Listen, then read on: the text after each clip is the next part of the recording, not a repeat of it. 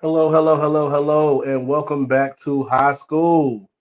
I am your capitan, your captain, Dr. Quincy Brewington, also known as the High Scholar, checking in here on a Sunday. Sunday's not my normal day to do this, but until I get to a normal, we're going to do it when we can. With the recent events of the past week, week and a half, I think no better time to talk about motivation and human motivation than this, especially as it relates to black males.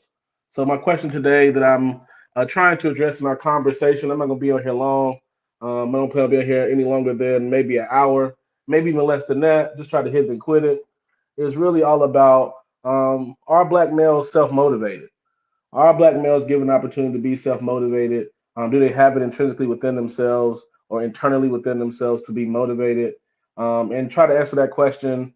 First of all, backing up with what does it mean to be self motivated? What does that mean from a psychological point of view? And that's my specialty. We're talking about psychology.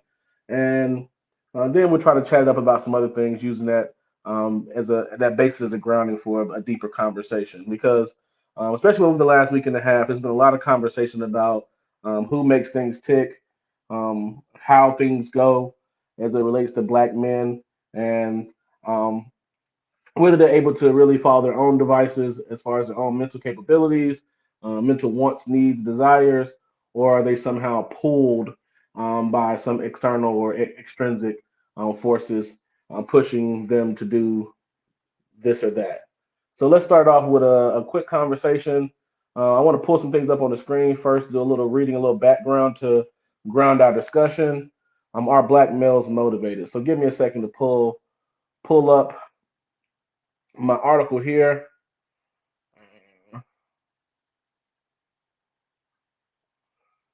2 seconds.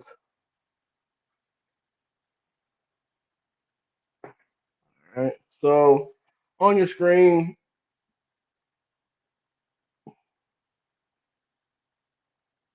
shortly you should see an article. There we go. So this article is from Edward Deci and make sure. Yep, Edward Deci and Richard Ryan. Edward Deci and Richard Ryan at the University of Rochester are the coiners of self-determination theory as it relates to motivation. And I'm going to start off with this left-hand column here, just reading, so you can have a background and a definition for motivation and being self-motivated.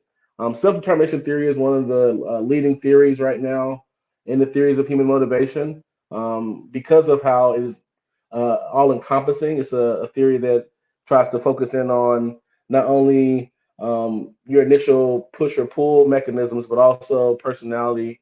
And you'll see that here in the definition. So I'm not going to over talk it. I'm just going to go ahead and start doing a quick reading of that first paragraph. So it says this here. As a macro theory of human motivation, self determination theory, or SDT, addresses such basic issues as personality development, self regulation, universal psychological needs, life goals and aspirations, energy and vitality, non conscious processes, the relation of culture to motivation, and the impact of social environments on motivation, affect, behavior, and well being. Further, the theory has been applied to issues within a wide range of life domains. Although the initial work of SDT dates back to the 1970s, the first relatively comprehensive statement of SDT appeared in the mid 1980s with Deci and Ryan in 1985. It has been during the past decade that research on SDT has truly mushroomed. Basic research expanding and refining motivational principles has continued at a vigorous pace, but the huge increase in the volume of published SDT studies has been apparent in the applied fields in sport, education, and healthcare, for example. Indeed, the diversity of topics covered in the papers of this special issue, along with the amount of right research cited in each paper, make clear how extensive the literature has become. Okay, so that's just the overall overview of what self-determination theory is. As it says here, it's going to delve into personality development, how we regulate your own behavior using your own mechanisms of what self-regulation talks about. We in motivation talk about universal psychological needs like hunger and thirst. Um, and non-conscious processes go in there as well. So let's move over to a second article. It's going to give us a better definition and understanding of what SDT is really trying to capture. Because SDT, as it relates to human motivation, is our theory that we use to really ground and root the argument that people motivate themselves. So, in my question today, are black males motivated or self motivated? I need to have a theory that is really rooted in you moving yourself and you being pushing yourself to accomplish goals or complete tasks. And as a result, oh, not that one. Sorry, I'm trying to bring up my second article. Um, but yep, trying to answer this question: are black men self-motivated using Deci and Ryan's self-determination theory? Hope all you all are doing well on this Sunday. The weather is turned up where I am, down here in the South. We were about 40 degrees and 30 degrees at about 7 o'clock this morning, and now we're pushing 75 degrees outside. So quite a day that's turned to the better weather-wise.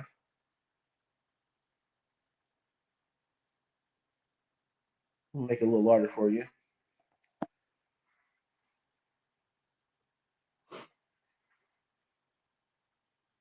So here's our second article. Again, Ryan and Deci and Ryan, they go back and forth, co-authoring this theory here that appears, as they said before, starts in the 70s and 80s.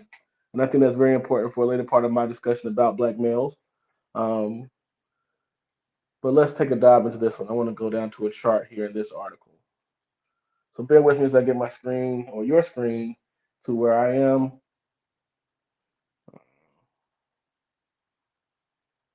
Can't wait to update my technology, but hey, we're gonna fake it till we make it, or at least make it until we can fake it.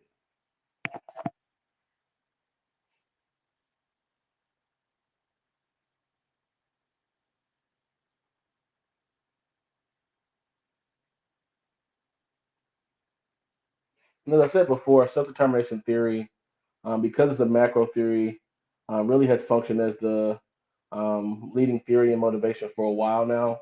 We've had some other theories. As it says before in the definition, it's a macro theory, and as a macro theory, it really has enfolded a lot of other concepts in motivation, like attribution, self-regulation, as I mentioned in the definition before, affect and emotion. These all kind of get enfolded into this concept, and because of that, um, it's become a widely accepted amongst the academy theory about motivation and how people move. And when I get down to my chart here, you'll be able to see why.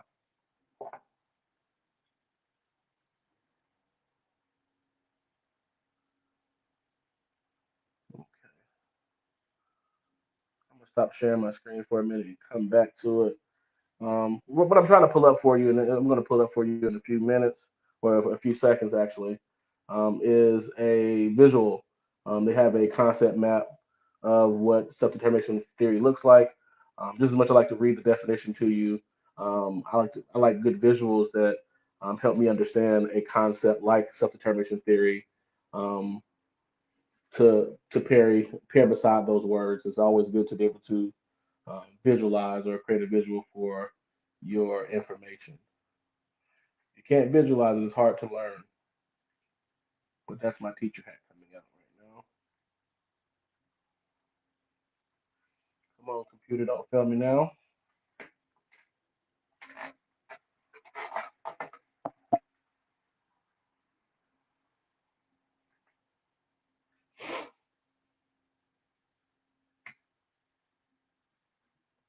Uh, Seems that my article has having a hard time being pulling up, but when we get to it, we'll be able to have a nice, rich conversation about it.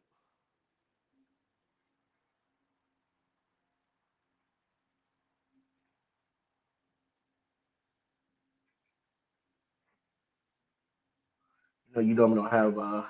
I've taught in the classroom for a couple years, and one thing I've learned about technology between teaching in the classroom and doing some speaking engagements at different places around the country is that technology normally knows when you turn the camera on and normally can feel whenever you really are trying to um, share information. That's usually when it tries to jam you up, like right now.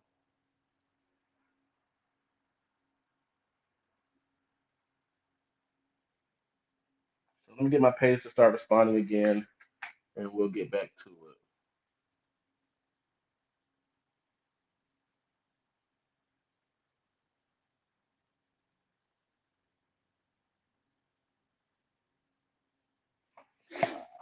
Yep, okay, we're almost there.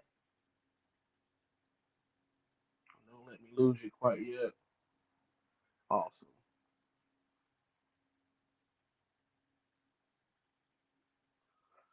Again, we're talking about self-determination theory presented by Richard Ryan and Edward Deci in the 1970s and 80s as a macro theory of motivation.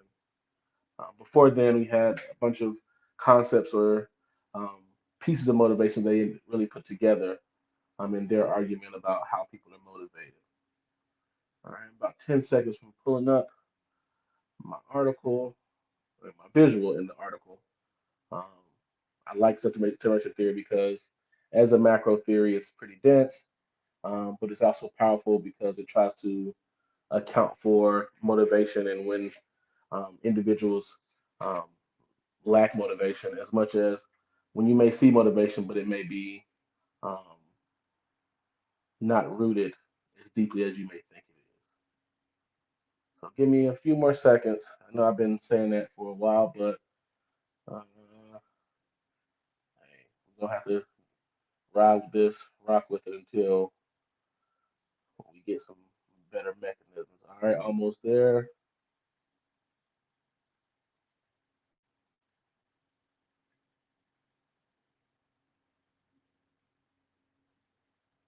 All right, perfect.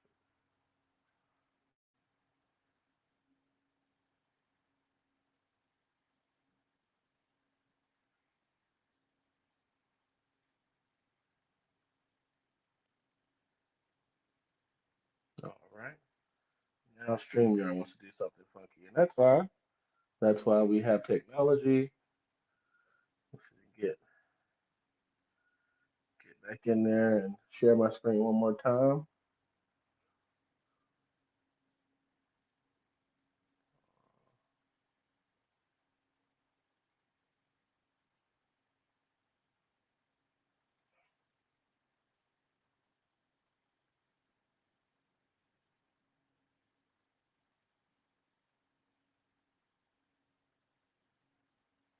All right, we finally got it up. Here we go. All right, so what you see in front of you is a visual of what self-determination theory is trying to capture. Now, as I said before, this is a macro theory of motivation, so it's really dense. It's a lot of concepts in motivation all compressed into one. In future lectures, we'll actually unpack some of those concepts inside of it. But for our conversation today, answering the question, are black males self-motivated? We really want to dive into the theory as it is presented. So what you see in this visual here is a continuum from moving from left to right. And in that top line, when you see behavior, non-self-determined, in other words, you're being asked to comply or forced into a behavior is on the left-hand side, and completely self-determined and internal mechanisms pushing you to complete goals or tasks being completely on the right-hand side, all the way to the right hand of our screen. So as we move down, you guys see a motivation or lacking motivation, non-self-determined. You're not going to have any regulation of behavior. So you're not going to have any type of check-ins or ways to regulate accomplishing goals. Versus on the self-determined, you're going to have internal mechanisms are going to actually push you to start completing tasks to reach that goal. And you're going to have some internal mechanisms or internal check-ins to regulate that behavior. You're going to see, as it says when it talks about locus of causality, you're going to see that you're going to be able to point to yourself whenever you're self-determined completely, and you have all the resources and the environment to complete those tasks. You're actually going to be able to see that the results of your work come from internally from you. You're going to be able to say, hey, because of the hard work that I put in, I'm able to see the outcomes that I desire. And that's what locus of causality or loci of causality really tries to discuss. Um, and what Deci and Ryan really try to talk about mostly when we're talking about self-determination theory is this middle part here, where you see extrinsic motivation and then you see these four um, regulatory styles that branch off from this motivation style. And what Desi and Ryan say is that most of us fall into this area of motivation where there are very few situations in a society where entirely your intrinsic or internal mechanisms, internal push is going to be what gets you from end to end. Because, just simply because um, you have to work, you have to do tasks that others are bestowing upon you, whether it be parents, a supervisor, or any other governing entity. So oftentimes we find ourselves in either integrated, identified, introjected, or external regulation situations. External regulation is just a step above being lacking motivation and having no type of regulation style. And as you see in the bottom, um, the relevant regulatory processes, it gives you kind of some verbiage of what you're going to be seeing in that regulation for them. So in external regulation, you're going to see compliance. You're going to need to have rewards and punishments, and that usually works with small children or individuals that you feel like um, this is the only way they understand how to accomplish a task or goal. When you have introjected, this individual will have some self-control, but there has to be some type of ego involvement. In other words, accomplishing this goal or completing this task may bring some type of recognition or reward that not only is it internal, but also it's out in front of the entire crowd or everybody gets a chance to see how great they are. Um, the upper two, identified and integrated, really are trying to bring these outside goals and tasks, these extrinsic motivators, these external mechanisms of motivation, and you're really going to try to either identify with what the goal is. So I may work for a certain organization, nonprofit, or otherwise, that because I identify with their love for young people, I'll take on the company's goals or the organization or nonprofit's goals as my own. They kind of coincide with my own personal values. And then there are other situations where not only do I identify with the outside organization's values, I actually take it one step further and say their values now have affected my values. And it almost seems like with this last level of an integrated regulation, that you are internally motivated. You will work for this company, organization, nonprofit as if this is yours. This is that you're completely self-determined and self-motivated in those spaces. And this is what I find most interesting about Desi and Ryan. That they understand when it comes to motivation that it's a spectrum, and very few people are completely lacking motivation because you can't be a bump on the log, but you also can't be this person that is completely and entirely throughout your entire life self-determined because society doesn't necessarily allow that. We know that when you are completely self-determined, when you have the opportunity to be self-determined in your work or in your life, that you have a sense of interest and enjoyment and inherent satisfaction, and you'll feel something similar to that with that integrated regulation, even though it is these external goals and external tasks that are being bestowed upon you from like a job or a parent or guardian in that situation. So they talk about there being a congruence and awareness of what this organization or this person, whether it be parents, um, idea of what you should be and who you should be. So you actually start to internalize some of those goals and tasks.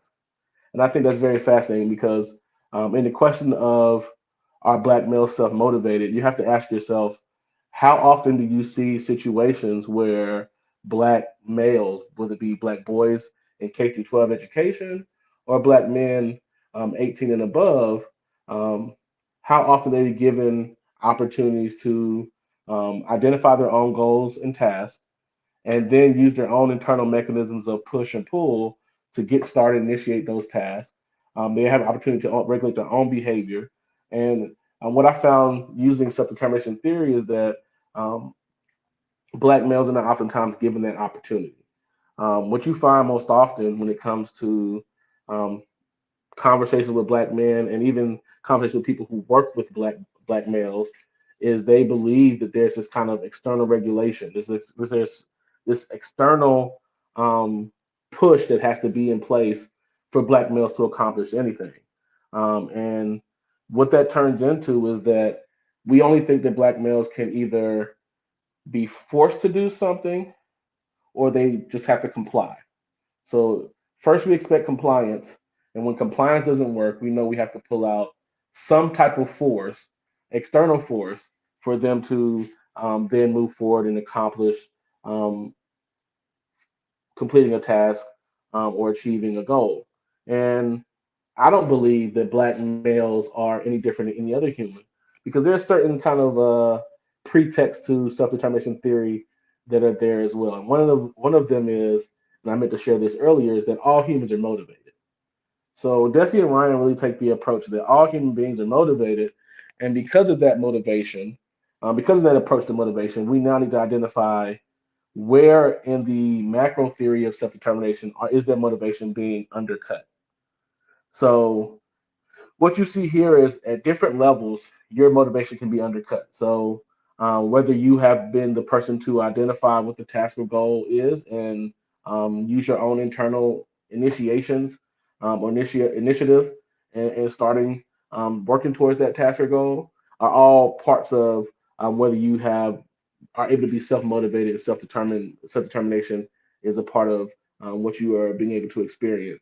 But as soon as someone from the outside of your internal mechanism starts to say, "Well, I want you to do this," or "I want you to do that," you now have four pathways in which they will try to either use what you identify with, whether it be religion, class structure, racial ethnic pride, um, to either help you identify with what they want you to do and then work towards that, or because you only want to, somewhat internalize that, or fully integrate this into your structure of motivation. Um, the two least effective are going to be those that use compliance or ego to get you to do these tasks that I want you to do. I may get it helps initiate. Okay, what one thing Desi and Ryan talk a lot about is how using force as well as using kind of ego drivers may have a better result when it comes to initiation, but when it comes to the regulation and the locus of causality, we run into a whole host of problems because we're not able to maintain this motivation for long periods of time. Um, as soon as the person or the force walks away or is no longer present, that external regulator is not going to I'm not going to control or regulate my own behavior as a result. Just because um, it's not my goal. It's not I'm not motivated through internal mechanisms or internal structures to do anything. So um, oftentimes what I found well, let me finish um, focusing on what the article talks about. So let's go a little further down. They break down those four as well.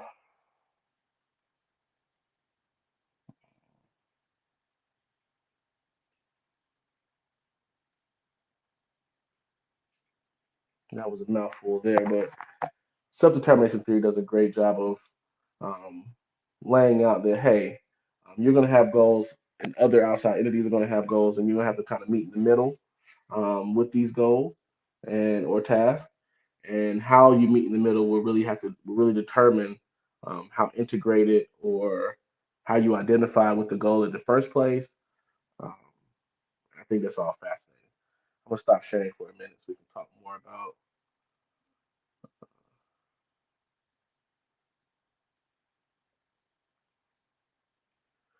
All right, so over the past week and a half, we've had some pretty interesting things in the news, especially relates to black men, black males, and what we do.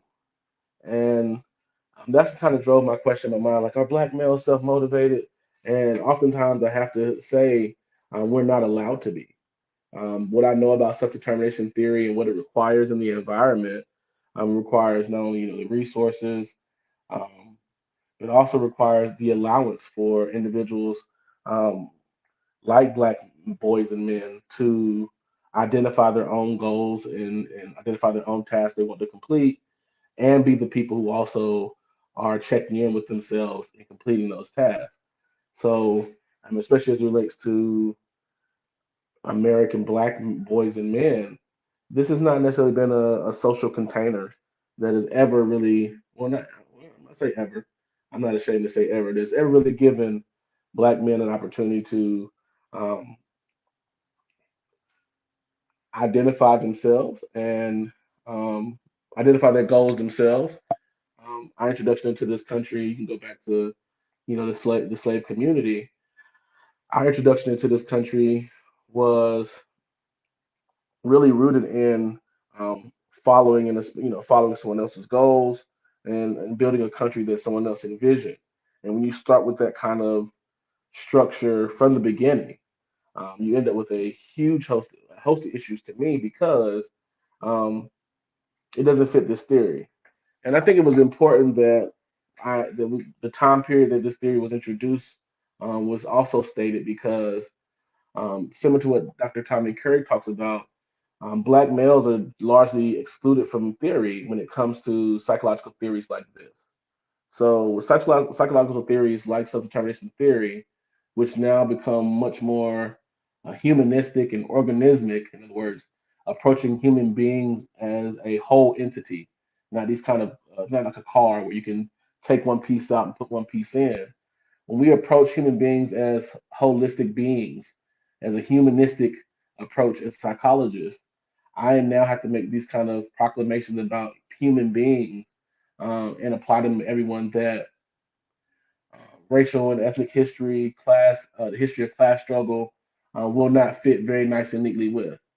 So, my entire conversation as I finished my graduate program was all about how America was never intended to be a place that would identify the motivation of black males. Like, we don't really know in America what black men want to do or not want to do because America was not really designed to ever explore that. America really had an idea that these people from a certain continent, and then once they got here, these people who are now under our control in this land need me to force them to do this labor, or they would be shiftless and uncivilized. That was the original premise. When you look at Jim Crow thereafter, Jim Crow was really instituted as policy that was trying to ward off these kind of fearful, fear mongering, what black males and black men would be willing to do now that they're free. And that included, sexual promiscuity and licentiousness, and that included, just being, sexually deviant is the best way to, say it in this situation. Um, Murderous brutality, all these kind of attributes that would uh, really attest to we need to force them to comply. The only thing we can get them to do is to force them to comply. And in the beginning of Jim Crow and through most of it, it was to stay on their side of the tracks. But as we started getting to the end of it and now turning our focus to incarceration and drug abuse, just being historically accurate, um, we introduced another um, situation where I can project what your motivation is and start to introject what your motivation is, feeding that ego of black males who, let's say, for example, from the drug era, the drug era was opportunity for you to now make money in ways that you weren't really given that opportunity before. Yeah, you're destroying the community or what we have left of the community, but all the same, um, what I feel like America has seen through each generation, and using drugs as an example, is how motivated black men are. But if you put it in this very concise container, you can control it, or you can snuff it out. And I think that's what most of us experience as black males is this kind of I have to work for someone else and introject their beliefs, ideologies, values into my own, or be forced into them. Or my other option is to have my own motivation snuffed out completely. Um, and that's why you end up with, the dynamics we have within the black male community of you just need to follow what X, Y, and Z says to do. You're motivated about the wrong things versus individuals who feel like there's nothing out here for me. that if anytime I'm being asked to do anything, I'm not able to set my own goals and tasks and who I want to be in a way that others are allowed to do so. And that's their frustration. Again, this show is all about self-determination theory as a macro theory for seeing whether people can be self-motivated and what that requires. That requires them to have the opportunity to not only initiate their own goals and tasks, but also regulate their own behavior, have the benefits and the feelings and the affect that go along with that, also be present, not be encumbered. And I think that when we try to answer the question, and we saw a good example of that about a week and a half ago, black males are not allowed the opportunity to be self motivated. Like I see self-motivated individuals, but when you look at black males as a group, we are always trying to figure out how can I get this black male to do what I want them to do, not necessarily what they want to do for themselves. Oftentimes, people will answer the question themselves. They don't want to do anything, and that is a conditioned response. I feel like to this group as this group as a whole, as well as individuals, we don't see them as having the ability to have internal mechanisms to push themselves. That's what I'm saying in this podcast today. That you've been probably conditioned to think, no, not probably, you've absolutely been conditioned to think black males are not motivated. I need to get this black male in my life to either comply with me or I need to force them. Um, as a former high school teacher, just taking a quick segue, I can count on my hands, toes, and my hair how often I heard that this young black boy, ages 14 to 18, I don't know what to do with him. He doesn't want to do anything. And I oftentimes would retort, like, have you asked him what he want to do? And, at that time, even for development, it's hard to detail what you want to do. But I always knew, even before studying, the theory of human motivation exclusively, that people were really telling me, I have goals for this young boy. For this black boy, I have goals. He's not taking on the goals I have for him. He's doing something else. I want to take on my goals. How can I force him? Even when I've tried to punish him and provide all these consequences for not doing what I want him to do, he hasn't responded the way I think you should respond to the punishment. Excuse me, Dr. B, how can you or how can you help me get this boy in line for what I want him to be motivated to do? And unless you are dealing with a black boy where you've created a structure that you know who he is and you have now you can now put him in situations that he can identify with or even integrate um, your goals into his own, you're working against yourself because, according to self determination theory, all humans are motivated. They're just environments and situations that are undercutting their motivation. And one of the main situations that present themselves when it comes to black males is not having this kind of the faith in our internal mechanisms or the faith in our internal push or the idea that we have our own mind and want to do what we want to do. We have our own desires. Um, and these desires can be holistic. Desires can be altruistic and communal. These are not they're not um, as you know small and truncated and minimal as history has tried to convince everyone. And the craziest thing about when I say history tried to teach us, I mean I'm talking about people within the black community as much as people outside of it.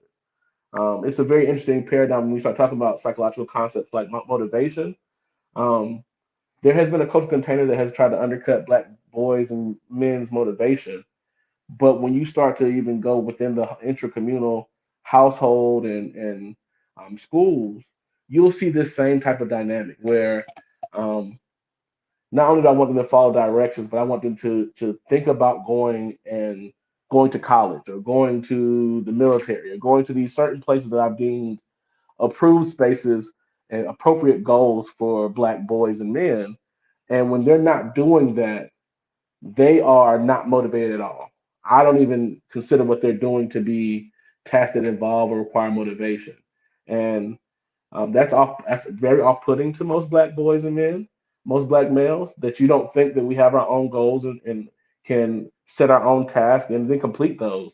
Um, and then not even recognizing the not only historical but even present environment that we have to navigate to be motivated. Um, we're now having conversations about mental health. We're having conversations about emotion, and about narratives in a way that more and more people should be understanding how we have the ideas about motivation as it relates to black men and black boys that we do. It's purely you can link it to the historical, slave community and Jim Crow and mass incarceration, of course, but you can also see it very present in how we talk about getting black boys and men, black males, to do what we want them to do. We won't talk about any of the community to do what we want them to do because we understand that community has some internal mechanisms, some intrinsic motivation. What do they want to do for themselves? And then we may support that community or use what they want to do for themselves for the larger society. Um, I think I'm going to start wrapping up there. Like I said, I want to keep it relatively short today since I was going to be reading from the article. We talked about self determination theory, this macro theory of motivation today. It's been exciting to, like I said, I'm still trying to get my feet wet and doing stuff like this. I'm trying to share the knowledge I have for you, have for whoever's willing to listen, best way I can. And as I get better technology and more um, acclimated to streaming to you and giving this information out this way, I'll get better at it. So thank you all for listening. Again, our black males motivated, yes, but we are not used to supporting black males motivation. And one of the things that I want to really get going is having spaces and giving free game to people who are really trying to support black men. And I think one of the main ways we can help black men's mental health is recognizing that black men are motivated from their own internal, compass, from their own internal, something. And that usually gets squelched or snuffed out as they go through school. But we still have to recognize that, black men are like any other, black males are like any other human being. They are motivated. They have been brought into this world with their own reasonings. And as a result of that, we have to now make space for them the same way we make space for anyone else to ensure that they are being allowed to be motivated um, and allowed to set their own goals and their own tasks. So, hey, as you guys go through this week, give that some more thought. Are black men self motivated, or are they just required to comply by force? And tell me what you think. Leave it in the comments. I'll try to leave the article titles in the comments as well, so you can check out these articles and get a deeper understanding of what self determination theory is. It's a great theory. It's theory I use to understand motivation as a macro theory. And we'll be talking about more concepts, like I said, locus of control, locus of causality, attribution, self regulation. We might be the next one we talk about because that's the one of the key cornerstones to motivation. I'm gonna stop meandering and go ahead and get on out of here. We're right here at 40 minutes. I think that's a good class period today. Again, thank y'all for attending high school.